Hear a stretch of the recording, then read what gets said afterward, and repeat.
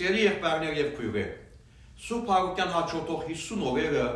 լրիվ վերապահված են Հարուսյալ Քրիստոսի փառապանանքին։ Հոգեկալստյան տոնին հաջորդող 7 օրերեն ետք է միայն, որ հայ երեսին կվերսկսի Սուրբ Պերուդու նախմբության։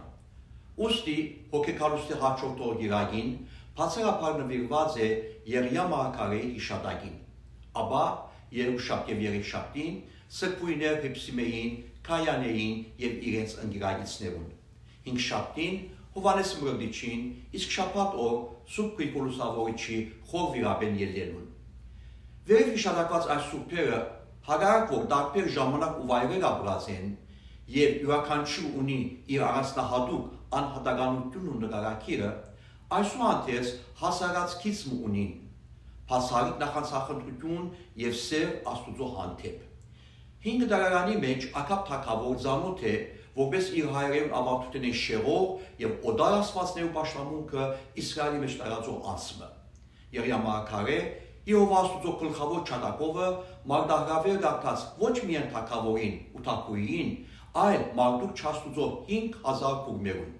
Հովանես Մրդիչ ծանոթ անաբադիցային անունով գլխատված է Հերովդես թագավորի կողմէ, որովհետև բախարագած է զայն իր հորի ընթացքին համար։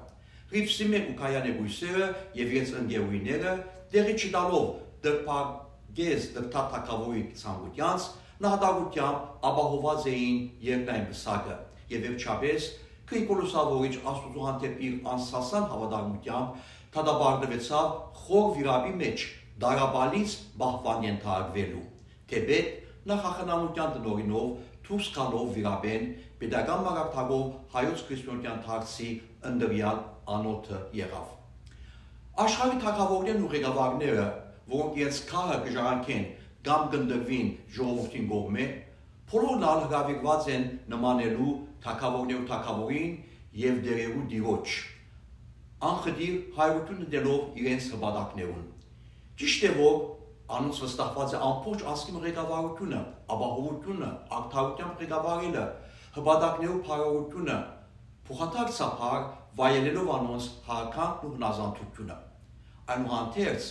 անոնք հաշվետու են իրենց ժողովրդին, բայց մանավանդ դիեզերքի թագավորին եւ գարավարիչին ամենագալ Աստուծո։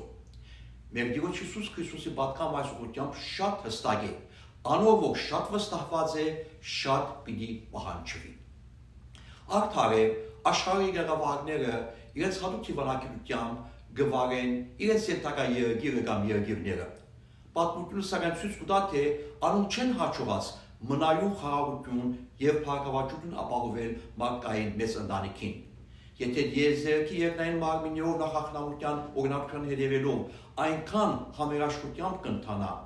ոչ մեկ պատճառ կա, որ Աստուծո պատկերով եւ իմաստությամբ զարդարված արարածներս չկարողանանք մեր առաքելությունը հաջողցնել երկնքի նման երկրի վրա եւս Աստուծո կամքին համաձայն ընթանալով։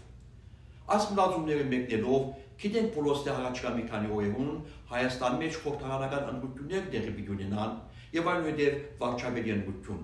ով որ լավ վարչապետը բարգի ծառայել ժողովրդին ազգաշեն առաջնահերթություններով։ Այսպես բարեկամական հարաբերություններ մշակելով հանդերձ թրացի երկրներու հետ բարգի պահպանել երկրին անկախությունը եւ ապահովությունը իրավական սահմաններով։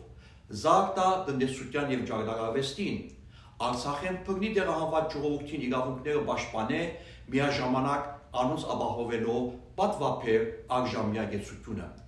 Արևմտյան երկրներու հետ իրավաբար զարգացնելով հանդերձ բարգի դեր կանգնել հայ քրիստոնյայի ինքնության արհավատչյա փարոյական արժեքներուն եւ ավանդությանց եւ վերջապես ըստ կարևույն ընթացք չդա երկրեն ներս կորզանարար իրավադեպության եւ Հայաստան ըսպյուրք արիդալի բաժանարար չանքերուն։